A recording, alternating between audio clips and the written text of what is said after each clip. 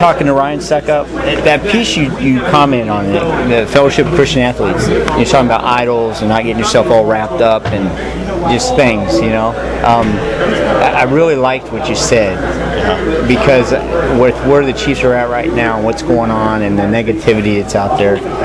You know, I'm a Christian. Does your faith help you a lot in these adverse times? I know it does me. Yeah, no question. And I think one of the things that you have to keep, that I always have to keep in perspective is that, you can't put all your hope in football. You can't put all your hope in money. You can't put all your hope in anything because at the end of the day, it's going to disappoint you.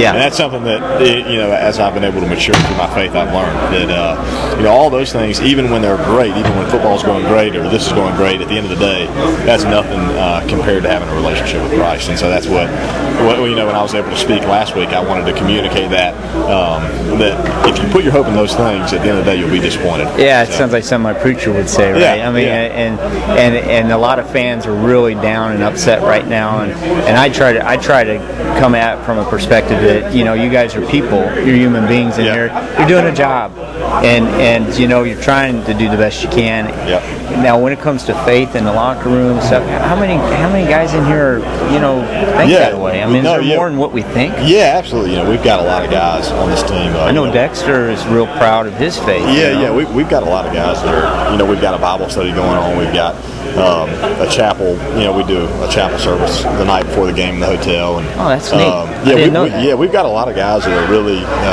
really strong Christians and guys that are growing in their faith, and it's neat to see that. And the locker room is obviously a great place to try to encourage that.